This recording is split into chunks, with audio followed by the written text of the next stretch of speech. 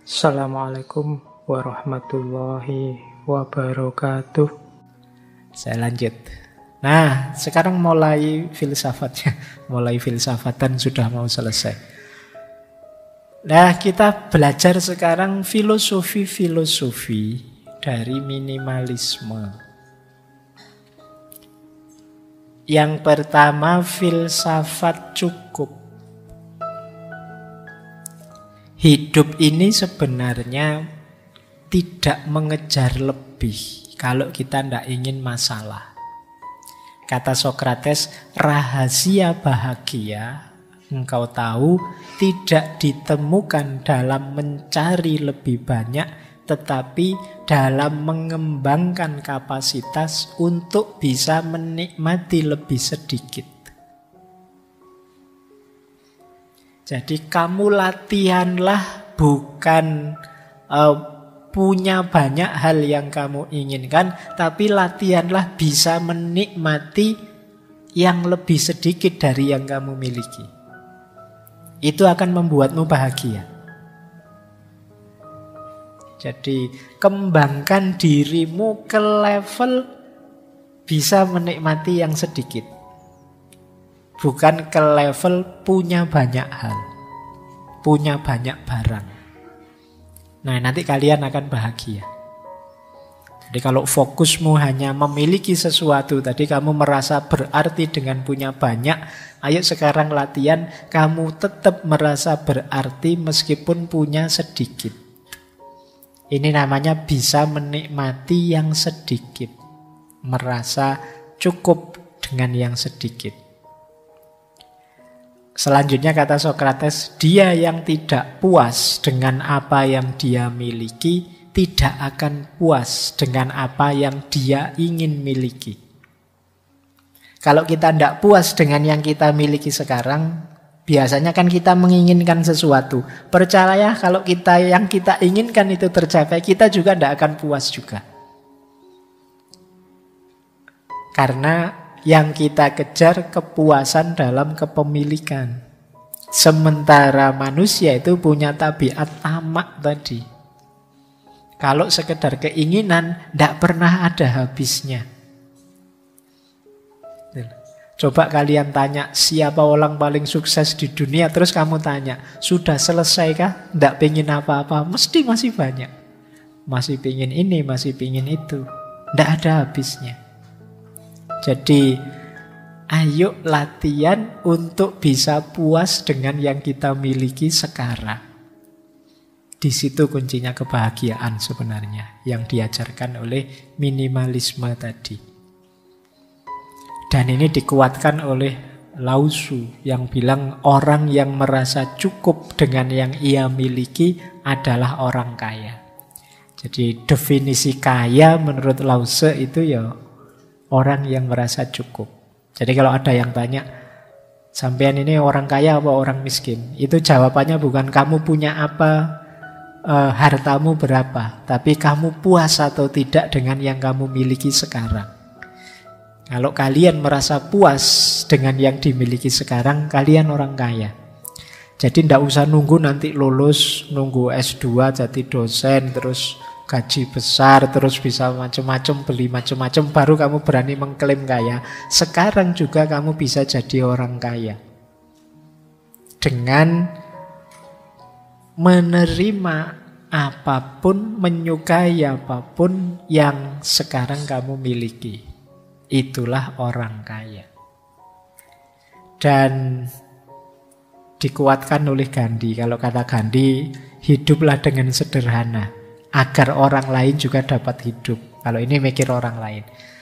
Kalau semua orang serakah, ya nanti isinya konflik tabrakan.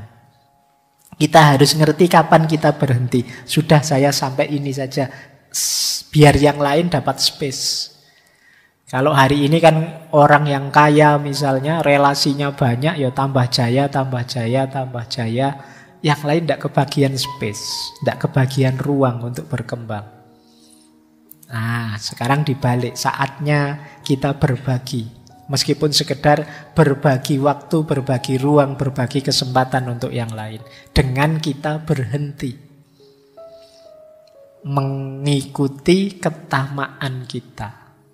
Jadi rumus filosofis pertama, hidup minimalis itu merasa cukup. Kita kaya sudah dan tuntas hidup kita. Yang kedua, rumusnya minimalisme itu adalah keinginan. Nah, tadi kita diminta membedakan antara keinginan dan kebutuhan. Ada quotes dari Diogenes, teman-teman mesti hafal, filosof nyentrik ini. Kata dia, sifatnya dewa-dewa itu tidak butuh apapun. Karena dewa sudah mampu segalanya. Nah, berarti apa? Kalau kamu ingin meningkat kualitasmu seperti dewa, kamu tidak usah menginginkan apapun. Jadi kalau istilahnya Diogenes, God-like person, manusia yang seperti dewa. Mungkin teman-teman pernah dengar istilah manusia setengah dewa. Setengah saja ya, karena kalau sepenuhnya nanti berat. Manusia setengah dewa itu bukan manusia yang mampu segalanya, enggak. Kalau versinya Diogenes, manusia yang mampu tidak menginginkan apa-apa. Jadi yang mampu mengendalikan keinginannya. Ini manusia setengah dewa. Kenapa setengah dewa? Karena manusia itu kecenderungannya tamak, ingin memiliki apa-apa. Begitu dia mampu mengendalikan keinginan, tidak butuh apa-apa, itu dia levelnya tinggi. Ini kata Diogenes. Atau ada dua quotes yang terkenal dari Arthur Schopenhauer. Kata dia, akan lebih baik jika tidak ada apa-apa. Berarti kita tidak punya apa-apa, itu lebih baik. Karena ada lebih banyak rasa sakit daripada kesenangan di bumi ini. Setiap kepuasan hanyalah sementara. Menciptakan keinginan baru dan kesusahan baru. Jadi kalau kita mencapai satu kepuasan tertentu, kalau itu levelnya manusia, itu kan sifatnya sementara. Terus kita ingin lagi, ada keinginan baru. Kalau ada keinginan baru, ada kesusahan lagi yang baru. Ini filsafat kehendak atau filsafat keinginan dari Arthur Schopenhauer. Jadi kata dia, hakikatnya hidup itu menderita. Kenapa? Karena kita menjalani hidup dengan dasar keinginan. Orang ingin ini kan sakit. Ingin itu kan berarti ada sesuatu yang ingin dia target dan belum terpenuhi. Itu kan menyakitkan. Pingin punya mobil, pingin punya pacar, pingin lulus cepat. Itu kan keinginan berarti belum terpenuhi. Diri kita merasa sakit, menderita, sampai keinginannya terpenuhi. Sementara ketika keinginan terpenuhi, manusia kan tidak selesai. Ada lagi keinginan yang baru. Menderita lagi. Sekarang teman-teman mati-matian ngejar biar lulus cepat misalnya. Begitu wisuda lulus, apa selesai? Kan enggak. Ingin segera dapat kerja Pak, ingin segera ketemu jodoh Pak, ingin segera ketemu jodoh bener nikah. Apa selesai urusanmu? Masih panjang ceritanya, masih banyak keinginan-keinginan yang baru. Jadi hidup ini rentetan dari keinginan ke keinginan. Sementara keinginan itu sesuatu yang menyakitkan. Berarti hakikatnya hidup ini ya penderitaan. Itu versinya Arthur Schopenhauer. Padahal bahkan di balik kesuksesan, di situ ada penderitaan. Kalau kalian mengalami sukses tertentu, jangan lupa ada sisi penderitaan di situ. Baik penderitaan dalam proses menginginkannya maupun mungkin ada hal-hal lain. Di situ ilustrasinya Arthur Schopenhauer, penderitaan hewan yang dimakan selalu lebih besar daripada kesenangan hewan yang makan. Nah ini maksudnya apa? Ketika kita menaklukkan sesuatu, itu kan ada yang ditaklukkan. Kita menaklukkan itu menang, senang. Tapi yang ditaklukkan ini rasa sakitnya lebih besar daripada senangnya kita yang menang. Jadi logikanya orang hidup kan kadang pakai logika kalah menang. Padahal kita mengejar kemenangan sementara kita lupa. Saya mengejar kayak tadi, lulus tercepat terbaik. Wah, kamu mati-matian nilaimu A terus. Kamu nggak pernah memperhatikan, ini loh temenmu E terus nilainya. Dia pontang-panting ngejar kamu nggak bisa-bisa. Dia kalah terus. Nah misalnya. Nah ini kan hidup yang kalah menang. Penderitaan yang kalah itu jauh lebih besar daripada kesenangan yang menang.